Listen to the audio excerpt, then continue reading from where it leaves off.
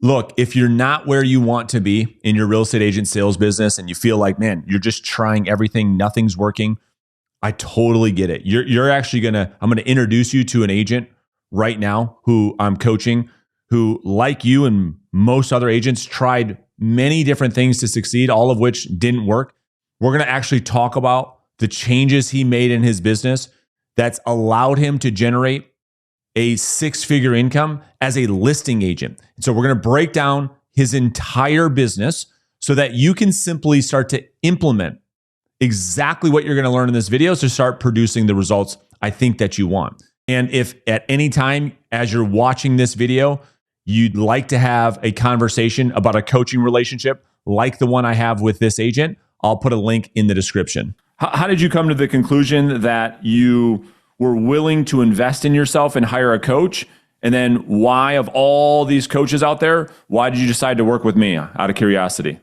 Yeah, certainly. So, I've always believed in just coaching and trying to better yourself through self-improvement. I read a lot, and all of the really great life coaches and productivity people that I love to learn, they all have coaches, and they're at some of the top level. And if people that are at the top level of success are still getting coached, whether it's on their day-to-day life or their business, to me, it was kind of an obvious answer of why shouldn't I? Yeah. When I got into the business, I do come from a sales background. It was business to business sales, which this is definitely a little bit different being business to consumer, but I was okay with prospecting. I was okay with cold calling. But that doesn't mean I didn't get distracted, get that shiny object syndrome, as I know you like to call it, especially in the first year there. And seeing that it just wasn't working, I really wanted an action-oriented coaching. And through learning about different coaching programs, that's what I loved about yours, Brandon. It was truly action-oriented. It was, here's the steps, here's what you need to go out and do. No fluff behind it, but the truth on how to get to the goals. Yeah, and I appreciate the kind words. And so I want to touch quickly on what we'll say your business was like before we started working together, and then what it's like over the last year, to your point. So, like, what were some of the challenges that I think maybe some of the audience can resonate with? Like what were some of the things you were trying that weren't working, and maybe some of the limiting beliefs, or what were some of those early failures? So almost everything you could think of. So I did start kind of prospecting right in the beginning. While I was getting licensed, I was reading a lot of books, and prospecting and cold calling is touted in most of the good books out there. So I did try it, and I felt a little blind walking into it. Like I didn't truly have the skills on how to convert the phone calls, and I just wasn't doing it enough. And it felt like pulling teeth there in the beginning, really just because of a lack of direction on how to convert those calls. So I transitioned into trying open houses, trying to focus on my sphere, trying to farm some neighborhoods, and jumping around some of these different methods based on what some of the success I saw here in my office that others that have been in the business for 20 years were doing. And I'm trying to replicate in that in year one. And A, it didn't fit my personality. And B, I didn't have the past clients to make it all work. Got it. No, fair enough. All right, so let's get into what you're doing today. That's why everyone's here in the live audience. And so, what has production been like for you for the last year? And then we'll break down all the conversions and the successes that you've had along the way. Yeah. So total production over the last year has been just over 4 million, with another 1.1 that's under contract to close here in the next 30 days as well. So it's going to gross me right at about 150,000 for the first year in the coaching program, which to me has just been a tremendous. It's helped me reach the goals that I had, which is huge. So it's a decent return on your investment, you would say. Oh, absolutely, yeah. Yeah. When Amy reached out to me about getting in for year two, it was an obvious choice, and I don't see why I would ever leave. The community is tremendous, and what you've given back to us is tremendous. Yeah, and so I don't want this to be a huge sales pitch for me, although I appreciate the kind words. And it's not meant to be. It's just the truth of what's changed my business. Yeah. Yeah. So, but I guess my point, Cody, is you actually deserve the credit here, and I mean that because listen, you're the one putting in the work. You're the one producing the result. I can't do it for the agent, which is why I wanted to have you on the show, right? And so you deserve all the credit. There's a lot of agents that I coach that don't do what I ask, right? There's a lot of those too. And so that's what you're here to kind of help me articulate is, what does that work look like that's produced such great results? So where first off, how do you create clients? What's your approach or your methodology to lead generation? Are you buying leads? Are you doing open houses? Are you doing direct outbound? Are you just cold calling direct? Like, what are you doing to generate opportunities for yourself and for your business? Yeah, direct outbound lead generation through cold calling every morning. It's a Got it. minimum of 2 hours that I prospect in the morning. And if I don't have anything else going on, a lot of times I continue that or spend time with my son, one of the two. And the income that you generated, the 4 million plus the 1.1 million, what percentage of that represents the work that you're doing with your 2 hours of direct outbound prospecting? 100%. 100%. 100%. And Yep. and you work what, full time? Yep. Full time, probably a little bit more, close to 50 hours a week, I would say. Yeah. So here's what's crazy, right? So like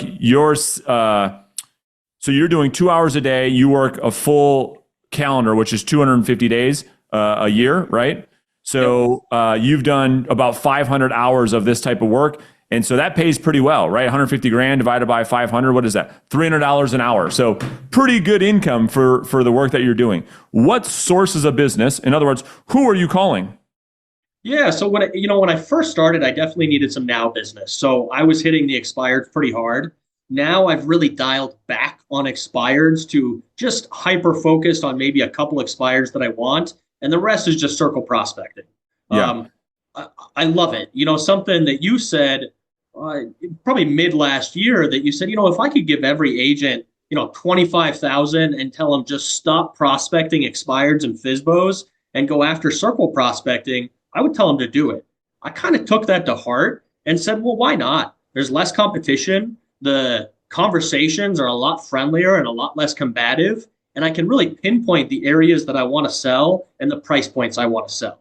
And I found it's really filled my pipeline up to where now I'm starting to look at what I have down the road and not as worried as much about today because the pipeline's already providing what I'm getting today. Yeah. I've signed 5 this year just from circle prospecting last year. It makes total sense. And I'm so happy you brought this up because it's like this came up on the coaching call yesterday. Same thing is that for everybody in the live audience, okay, or would watch us on the replay, the recipe that I recommend is to work bottom of funnel opportunities, FSBOs and expireds, to suffice your current income or lifestyle or cash flow needs, and then to wean yourself off of those as fast as possible to start building a business of ideal clientele. And what I mean by that is to pick the areas in which you want to serve, the type of property, the price point, et cetera, that you don't get when you're calling for sell by owners and expireds. It's just a much, and I don't want to put words in your mouth, but I would imagine it's just way more enjoyable. Would that be fair? Absolutely. Yep, absolutely. And I can call based around some success I've had. So there's a couple neighborhoods that I'm farming in my own unique way that I've talked to everybody in that neighborhood at this point because of the multiple sales I've had in that one area. I just keep calling until I've contacted all of them. And when I have a new property coming, I call them all again. So you start to build that familiarity, and it's creating me as the expert in that neighborhood without farming and just throwing money, quite frankly, into other people's trash bins. So I've already spoken to them, and I already know the ones that want to talk to me. Yeah, that's great. Okay, so in 2 hours on a day-to-day basis, let's kind of break this down. How many people are you typically talking to every day on average? Between 20 to 30, typically. There's definitely days where I don't hit that due to people not picking up or, just the inconsistencies that you get sometimes with prospecting. Yeah. That was eating at me a little bit last year, and I had a great conversation with Dom. And Dom said, maybe just focus on the time spent and a little bit less on the contacts. And then the days where you have ample time and you're not busy, focus on getting your contacts. But the rest of the week, get that 2 hours in and feel good about it. And that Totally. took a little bit of stress off my shoulders too.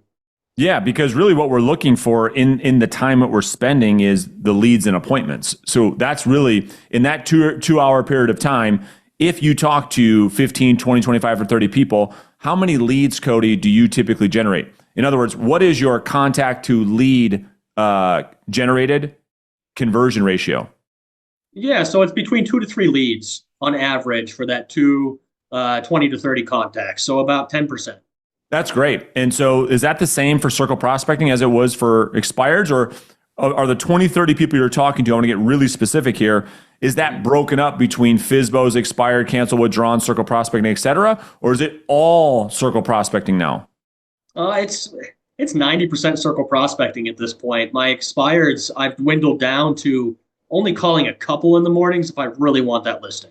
Got it. Okay. All right. So let's talk about this, because this is where the sales funnel, the conversion process of actually making money in this business starts. So let's talk about the conversation. So you're circle prospecting, and are you doing any type of targeting in there as far as whittling that list down to get a more targeted list? Or you literally, I want stuff in this neighborhood, circling that neighborhood and going after it?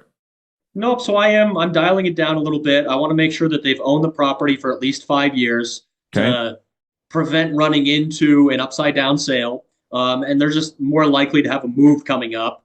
And, I say circle, but a lot of it is bullseye prospecting as well. Got it. It's prospecting around my listings, around my closed, or around other closed that I think tell a story to the seller that maybe it's a good time for them to list their property. So that was the point I wanted everyone to take away, is to be able to call with a unique, specific message is very, very, very different than calling with a cold message. Would you agree? Absolutely. Yep, absolutely. Yeah. So let's talk about that message. So what do we, because that's a really high conversion from contact to lead on circle prospecting. I usually see that like 3 to 5%, and you're almost double that. So first off, when you say lead, for context, like how have you defined that for your business to make sure that you're not stuffing unqualified people into the database and making sure that it's of high quality? Yeah, certainly. So for me, it's that they're thinking about making a move within the next 4 years. So I've kind of, I think, doubled that past maybe some of the recommendations of the coaching program, but I'm looking at that because I'm trying to fill my pipeline, and I'm okay with them staying in my database for a little bit and just trying to stay top of mind. So they're planning on doing something within the next 4 years, or at least think they will. They've shared their email. They've allowed me to ask a couple questions, and they're not obligated to another agent. So those are the 4 pieces right there that qualify them for being a lead for me. I love it. I mean, that's a really good, solid seller lead that, again, most agents who are unwilling to pick up the phone gladly pull their credit card out and pay companies to give them. You're generating those that's why your profit margins are so high, because you're not paying to generate those. You're generating that through your effort and your skill. Is that right? Absolutely. Yep. Yeah. Awesome. All right. So in that conversation, I don't know if a circle a role play would be appropriate, but like, what is it in those conversations that allow you to convert as high as you're converting? Is there something that you would say, listen, this technique or this skill or this questioning strategy allows me to get people to lower their defensive or their defenses? Or what would you share with the audience that's helping you convert over the phone? Yeah, I think in some ways it's just keeping it simple. Keeping it simple in business, in my opinion, can be a superpower. And just trying to actively listen to people and what their pain and motivations are. And that's something I found when I first started cold calling, is I was just vomiting words a lot of times, just trying to speak and have the last word. Now I more just try to shut up and listen to what they have to say and follow up on the pain or motivations that they've talked about, and really spend a short amount of time just building a connection the best you can in that short window that you get for a phone call. I think a lot of it is in the follow-up, the newsletter, and the constant communication that happens more so than that initial phone call. Yeah, fair enough. And we're going to get to that next. I think that what most, in the thousands and thousands of calls I've heard agents make, their approach to these conversations, that if they do it differently, they might get people to respond differently. And that what we talk a lot about is this technique of disqualifying. It's essentially a way of communication where you're using reflex resistance to your advantage. And what I mean by that is what most agents do when they're new to sales, especially over the phone, is they have this default language. Would you be interested in? Would you be interested in selling your home? And that type of language, it could work if you do enough of it. We find elicits the reflex resistance that you don't want, which is, no, I'm not interested. Leave me alone.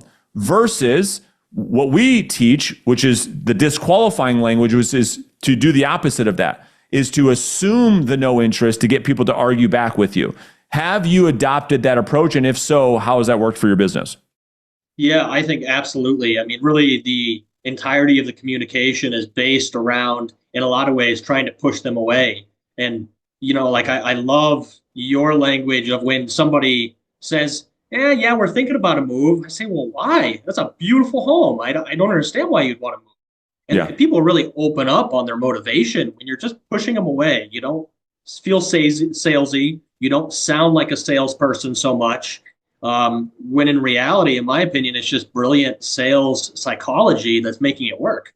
Yeah. And so to get really clear for the audience, right? So the difference between saying, why are you moving, which people get offended, to say, why don't you stay put?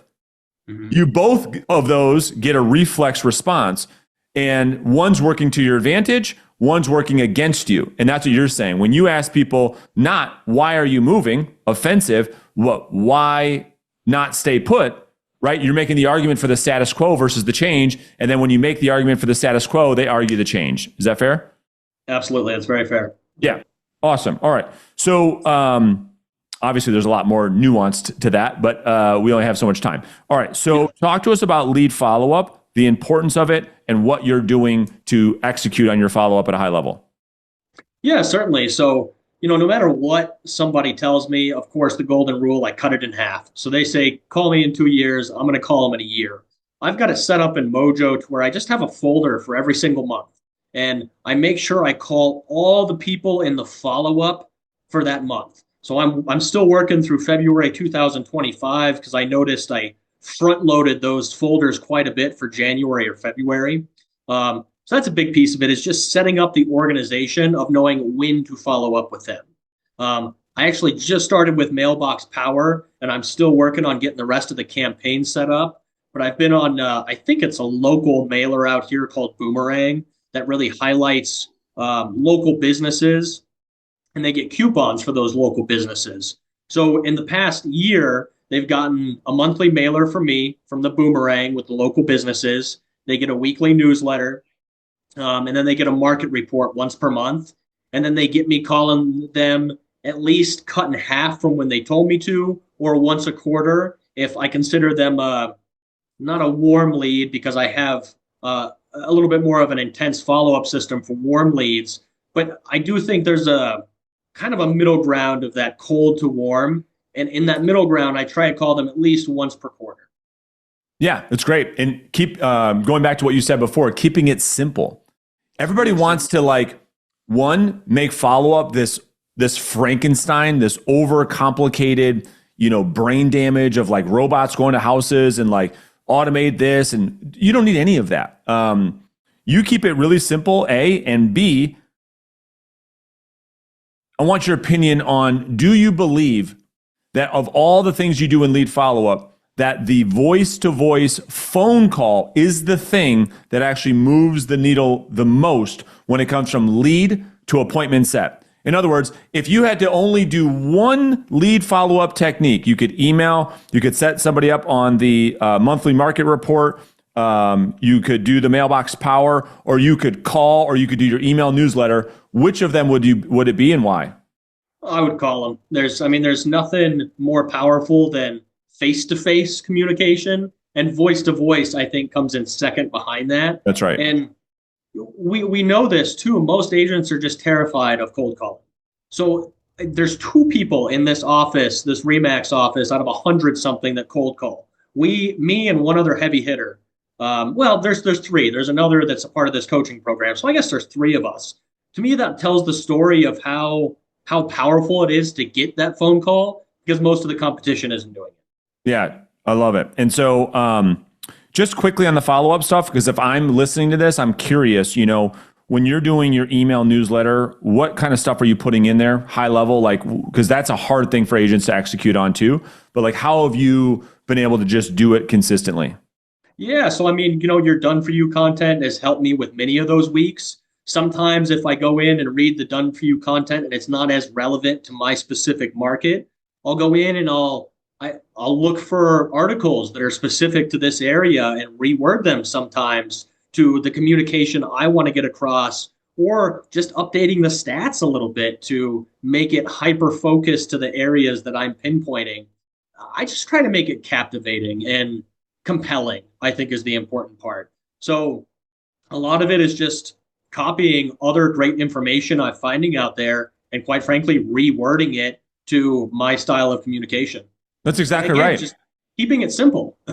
It's repurposing content. That's why I think so many agents overthink their weekly email. It's like, what do I say? You don't have to say, you don't have to create anything, nothing. You're just repurposing what is already out there that has to do with the local housing market, period. And so how many people are on your list that you're emailing? No, I think I've got it up to about 280 at this point. And That's awesome. those are all fresh, those are separate from my sphere. Right. Because I have a separate kind of system for my sphere that's not quite as intense. So those Yeah. are all new people in the database from the last year that haven't been closed. Some of those I've dropped out because they've unsubscribed, or through my follow-up calls, they've said, I don't know why the hell I gave you my information. Stop calling me. Yeah. That happens. Yeah. But we know that there's about 50 to 60 of those that are opportunities to set appointments this year, because it's about 20% conversion. So, so you're doing your weekly email. Did you say you are doing the monthly letter now? The monthly newsletter. No. So yeah, the one that you're actually sending to their home. So you're doing email. Are you sending anything to their home monthly as well? So they've been getting, it's called Boomerang. It's really just a Oh, coupon. that's right. It's like a buy one, get one free at different restaurants, or I'm I'm on the fence about shifting out of that or just keeping it and adding mailbox power. Because a lot of people have liked that local coupon that comes in. I may just shift that to past clients and use mailbox power for my leads. That's kind of what I'm thinking for this year. Makes sense. Makes sense. Okay, got it. All right. Now, and through that follow-up comes most of your appointments that you set. Would that be accurate? Yes, absolutely. Okay. Yep. So you're following up, and at some point, the pipeline matures. In other words, to your point, you said you've already listed 5 homes this year from people you spoke to last year. And that's what we mean by pipeline maturity. Most agents give up before it matures, but walk us through how easy the presentation is when you've walked them through that entire process, when you've generated the lead, you've been following up via the way we just talked about, and then you go on the listing presentation. When there's no competition, how difficult is it to win that business or not? Not difficult at all. In fact, I Yeah. think for most of them, I've already gotten the listing before I walk into their home simply because of the follow up and the value that I've shown them through that follow up.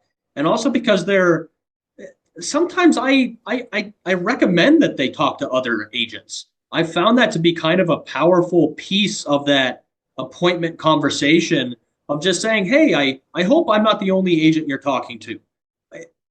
I'm not sure what it is psychologically, but I think a lot of clients hear that and say, okay, he believes in himself. If he wants me to go interview him against others, he believes in himself.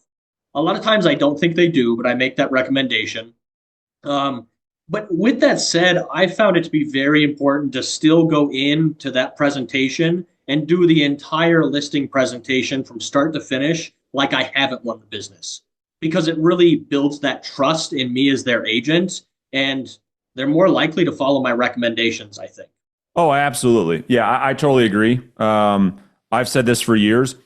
Even when I meet with not just a past client, but a family member or a close friend, I'm giving them the full presentation because I need to show up as the professional, not as the friend Brandon. And so when it comes to the listing presentation and all that you've learned through working with me over the last year, what would you say are maybe the most helpful things that you find the most value when giving that listing presentation? Setting the framework to begin with, the really start of the listing presentation where you're gaining permission to tell them no, giving them permission to say no. To me, that is incredibly powerful. You're building trust right in the beginning there.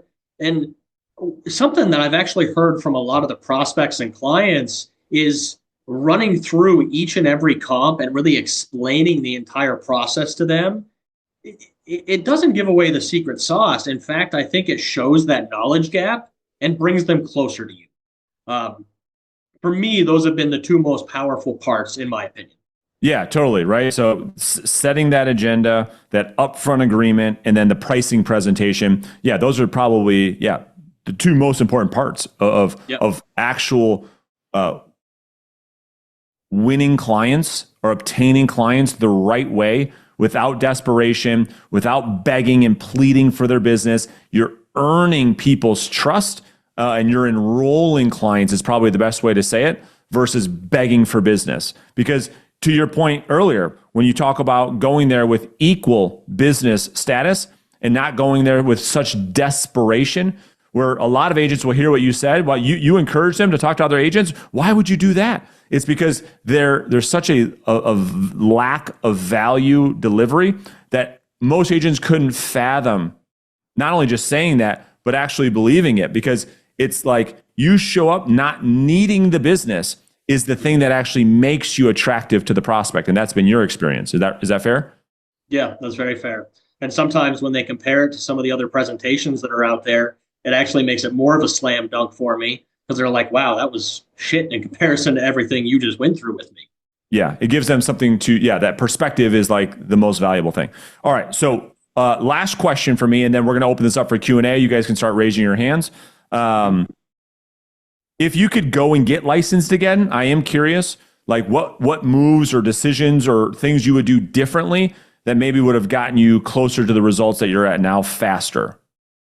Yeah, and I say this not as just I would get coaching, and I say that not as just a sales pitch towards your coaching. I believe that for any agent, whether it's your coaching program or not, though brand is the place to be, in my opinion, if you're looking for outbound lead generation. But success leaves clues, and follow those clues rather than trying to create it on my own. I would have invested in that right from the beginning, and I would be ahead right now. Yeah, it's like the ignorance tax, right? That Hormozi talks about. It is so true. It's like you're either going to pay that yourself over a long period of time, or you could just invest in somebody that's already done it and save yourself many, many, many years and start making money faster. That's a great point. I totally agree.